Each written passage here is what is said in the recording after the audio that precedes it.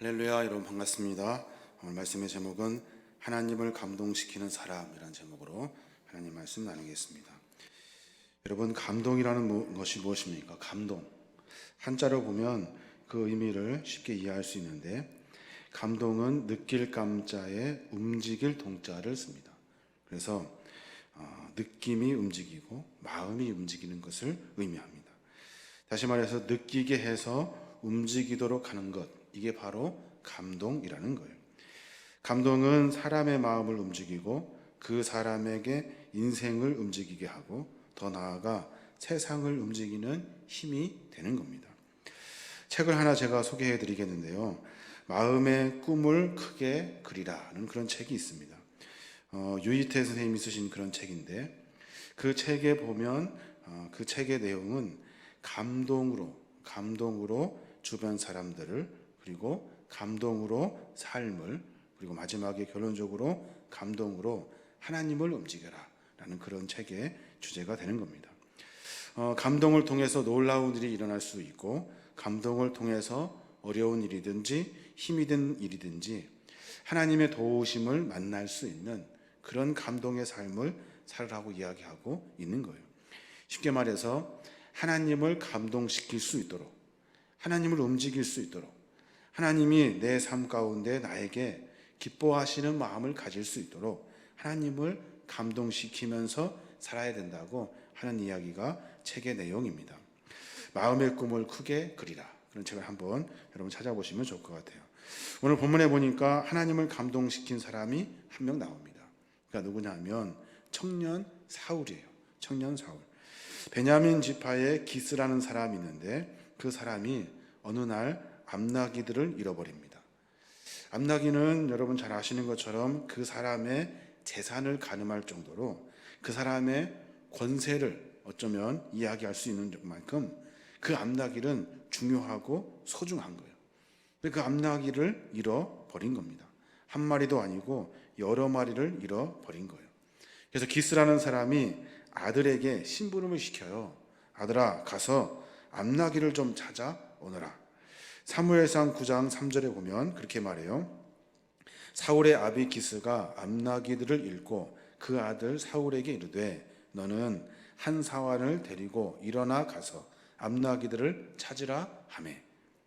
그 아버지가 아들에게 심부름을 시킨 거예요. 가서 찾아오너라. 사울은 이 암나기를 찾아 여러 곳을 헤맵니다. 나귀가 있을 만한 곳들을 다 찾아다니는 거예요. 그런데 찾지를 못합니다. 또 식량도 다 떨어져 버렸어요. 그리고 이제는 힘이 다 빠져버렸어요. 이제는 힘도 없고 배도 고프고 포기해야 될 것 같아요. 그래서 사울이 이제 그만 집으로 가자. 암나기는 고사하고 아버지가 우리를 걱정할 것 같다. 그래서 집으로 돌아가기로 마음을 먹습니다. 그런데 그때 몸종이었던 한 사람이, 그 사람이 함께 그 암나기를 찾다가 갑자기 이상한 이야기를 합니다. 뭐라고 하냐면 사무엘상 9장 6절에 보니까 대답하되 보소서, 이 성에 하나님의 사람이 있는데 존중이 여김을 받는 사람이라. 그가 말한 것은 반드시 다 응하나니 그리로 가사이다. 그가 혹 우리의 갈 길을 가르칠까 하나이다. 그러니까 우리 주변에 하나님의 사람이라는 사람이 있대요. 그 사람한테 가서 우리가 한번 물어봅시다. 그 암나기가 어디에 있는지, 그리고 우리가 앞으로 어떻게 일해야 되는지, 해야 되는지, 이런 것들 좀 물어보자고 사울에게 그 몸종이 제안을 한 겁니다. 하나님 사람 앞에 나갔다는 것은 무슨 말이냐면 하나님 앞에 나갔다는 것을 의미하고 있는 거예요. 문제가 있는데 그 문제를 잠시 뒤로 하고 하나님에게 나아간 겁니다. 문제가 있어요. 그 문제를 풀어야 되잖아요. 그 문제를 극복해야 되잖아요. 그런데 그것보다 먼저 다 뒤로 하고 하나님께 먼저 찾아가는 겁니다. 하나님을 찾아간 모습, 사울의 모습을 우리가 성경을 통해서 엿볼 수가 있는데, 그 모습은 어떤 뭐가 잘 되고 뭐가 막 세워지고 이런 때가 아니에요.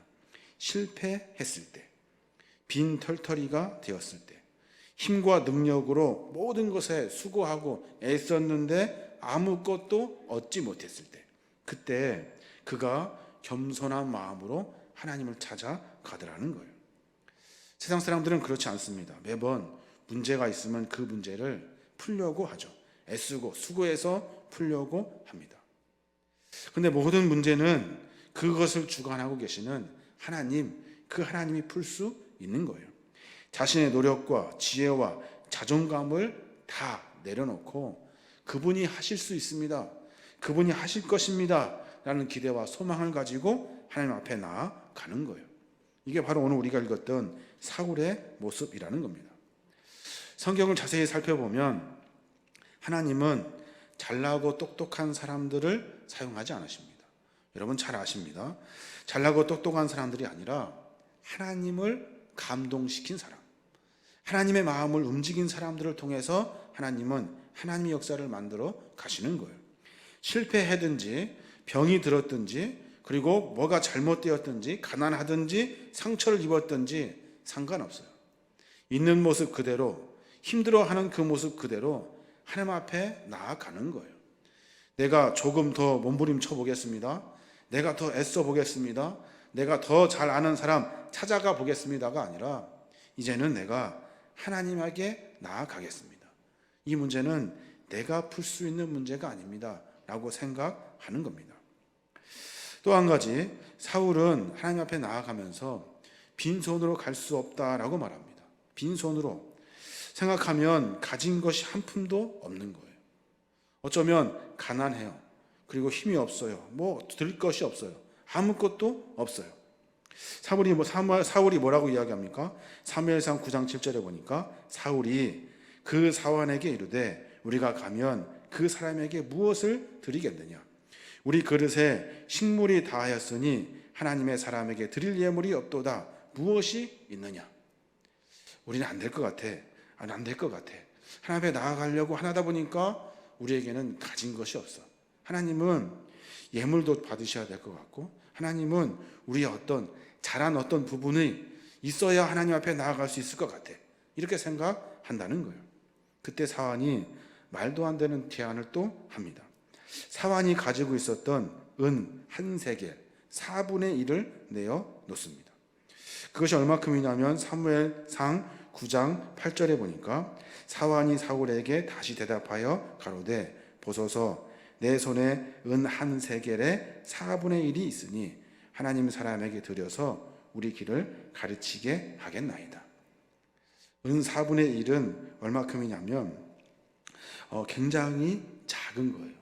여러분 은 장식처럼 작은 이렇게 장식품 같은 거 있잖아요. 아주 작은 거예요. 어떤 무슨 뭐 예물이 될 만한 것도 아니고 화폐의 가치도 없어요. 그런데 사환이 그것을 드리자고 이야기를 합니다. 인간적으로 생각했을 때는 보잘것없어요. 형편없어요. 아무것도 아닌 거예요. 그런데 하나님은 그것마저도, 하나님은 그것도 기뻐하시는 거예요. 왜냐하면 그 마음을 소중히 여기기 때문에 그렇습니다. 소중한 암야기를 잃어버리고 잃은 것을 찾으려고 백방으로 뛰어다니며 찾았으나 허사예요. 그 과정에서 가지고 있었던 재산 다 까먹고 이제는 아무것도 없어요. 한 끼 식사도 걱정해야 되는 지경에 이른 거예요. 이제 하나님 앞에 나아갈 것도 없다, 이제는 아무것도 없다 할 때 하나님은 우리의 마음을 받으시는 거예요. 상황을 내려놓고 하나님께 나아간다는 것 쉬운 일이 아닙니다. 또 우리가 드릴 것이 없는데 하나님 앞에 우리 이것이라도 드려야 되겠다라는 생각을 갖는 것도 쉽지가 않습니다.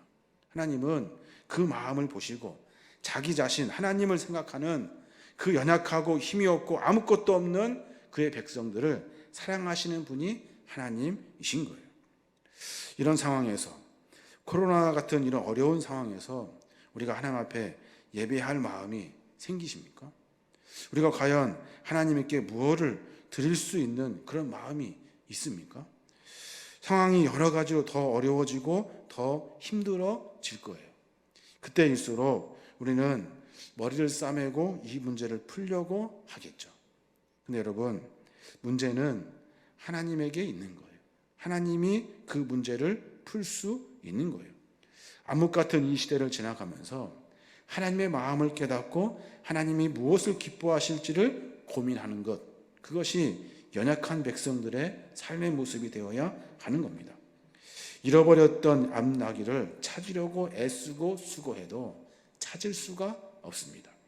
문제를 해결하려고 몸부림쳐서 우리가 무엇을 해결할 수 있는 것 같은데 사실은 그것도 한계가 있습니다. 모든 삶의 주관은 하나님이시기 때문에 그렇습니다. 연약하고 미약하지만 하나님에게 찾아가자. 하나님 앞에 기도하자. 그리고 부족하지만 우리의 마음과 정성을 하나님에게 드리자. 가정에서 예배하고 있습니다. 가정에서 예배하기가 사실 굉장히 쉽지 않습니다. 어려울 겁니다.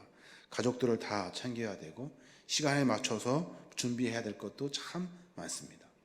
저는 이 가정을 예배를 준비하면서 여러분의 그 준비하는 마음을 하나님이 받으실 것이다 라고 생각을 합니다. 모일 수 없는 이 어려운 시기에 힘들다고 모든 사람들이 이야기하고 서로 관계가 다 깨질 것 같은 이 상황에서 우리가 하나님 앞에 예배하려고 각자의 자리에서 몸부림을 치는 그 모습을 보시고 하나님이 기뻐하시는 거예요.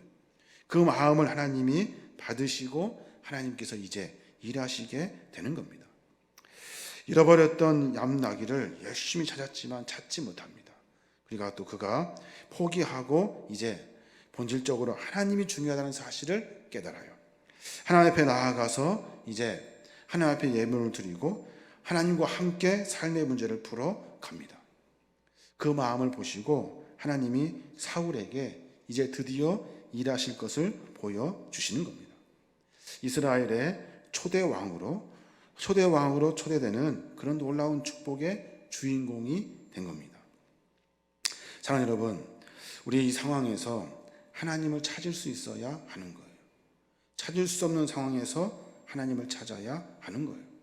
하나님을 찾을 시간이 어디 있습니까? 라고 말하는 그 순간에 우리는 하나님을 찾아야 하는 거예요. 하나님을 안중에 둘 수 없습니다 라고 이야기하는 그 많은 사람들과 똑같이 생각하는 것이 아니라 하나님을 우리 마음에 모시며 살아야 하는 겁니다. 이 상황에서 감사할 일이 있습니까? 라고 이야기하는 그 순간에 우리가 하나님 앞에 감사할 수 있는 삶을 살아야 하는 겁니다. 왜냐하면 모든 일을 주관하시고 운행하시는 분은 하나님이시기 때문에 그렇습니다. 모든 문제와 상황은 하나님이 해결하시는 거예요. 이 상황에서 우리가 할 일은 감사하는 것밖에 없다는 거예요. 항상 우리 마음에는 이런 마음이 있어야 하는 겁니다. 일하시는 하나님 감사합니다. 일하시는 하나님 감사합니다. 이 마음과 고백이 우리 안에 있어야 하는 겁니다. 시편의 기자의 고백이 생각이 납니다. 시편 116편 12절에 있는 말씀입니다. 여호와께서 내게 주신 모든 은혜를 무엇으로 보답할꼬? 여호와께서 내게 주신 은혜를 내가 무엇으로 보답할꼬? 지금 시편 기자가 이 고백을 하고 있습니다. 이 고백을 하고 있는 이 순간 시편 기자는 고백할 것이 없어요. 감사할 것이 없어요. 상황이 그렇지 않습니다. 여기서 자기에게 주었던 은혜를 감사하는 것으로 끝내는 것이 아니라 삶에 대한 이야기를 하고 있는 거예요. 15절에 뭐라고 이야기하냐면 여호와께서는 성도의 죽음을 소중하게 보신대요. 같은 맥락인 거예요. 성도의 죽음을 소중하게 보신대요. 비록 지금 현재 죽음의 위기까지도, 지금 현재 상황이 어려워서 죽는 그 순간에서도 하나님의 은혜를 찾을 수 있어야 하는 겁니다. 그러니까 죽음까지도 뛰어넘는 하나님의 은혜, 우리의 삶의 형편의 모든 것을 뛰어넘는 하나님을 인정하는 겁니다. 내 상황이 어떻든지 간에 하나님을 고백할 수 있어야 하는 거예요. 그래서 사울은 감사하는 것, 그럼에도 불구하고 감사를 합니다. 실패해도 감사하고, 잃어버려도 감사하고, 빈털터리가 되어도 감사하고, 없음에도 불구하고 감사하고, 답답한 가운데서도 감사하고, 아무것도 이루어지지 않았음에도 감사하고 있는 거예요. 빈털터리가 되고 실패하고 낙심천만이지만 하나님 앞에 감사할 수 있는 것, 이게 바로 우리가 가져야 하는 하나님의 마음이 되는 겁니다. 이 감사가 바로 기적을 만들어 내는 겁니다. 사랑하는 여러분, 기적은 인간이 증명할 수 없는 자연, 과학 법칙으로도 설명할 수 없는 것을 기적이라고 말합니다. 이 기적을 움직이고 계시는 분은 하나님이신 거예요. 하나님이 이 일을 이루어 가시는 겁니다. 성경에 보면 출애굽기 이후에 수많은 그 이스라엘 백성들을 쫓아오는 군대들을 만납니다. 군대들이 막 쫓아오니까 이스라엘 백성들이 모세를 원망합니다. 너 때문에 우리가 이렇게 죽게 되었다고. 홍해를 막 건넜어요. 하나님이 홍해를 기적같이 갈라주셔서 그 틈으로 이렇게 이스라엘 백성들이 빠져나갑니다. 그랬더니 이제 마실 물이 없어가지고 또 하나님을 또 원망합니다. 그러면서 매번 하나님께서 그들의 삶 가운데 훈련시키는 것이 한 가지가 있는데, 너희들 아무리 어려운 상황에서도 하나님을 기억할 수 있겠니? 이것을 광야 40년 동안 훈련시키시는 거예요. 어려운 상황이 있을 때마다 내 형편과 처지가 어렵고 힘들지만 하나님께 감사하고 예배할 수 있는 신앙의 삶의 자세를 가져야 하는 겁니다. 아무리 어려워도 아무리 힘들어도 어떠한 상황에서도 하나님을 생각할 수 있는 신앙인이 되어야 하는 거예요. 이게 바로 성도라는 겁니다. 이 성도는 하나님의 주권, 하나님이 일하실 것을 기대하고 하나님을 인정하는 사람이 성도가 되는 거예요. 어려운 상황에 처해 있습니다. 소중하게 생각했던 앞나기를 다 잃어버렸습니다. 어떻게 지금 이 상황을 극복할 수 없어서 한숨 질 일이 앞으로 더 많아질 거예요. 우리는 먼저 하나님께 감사해야 됩니다. 하나님, 일하신 하나님, 계획하시고 만들어 가시고 하나님 우리의 삶을 운행하실 그 하나님께 감사함으로 말미암아, 그래, 너는 참 잘 알고 있구나. 모든 삶의 주관은 하나님이라는 사실을 잘 알고 있구나. 하나님을 감동할 수 있는, 감동시킬 수 있는 신앙의 자세가 되어야 하는 겁니다.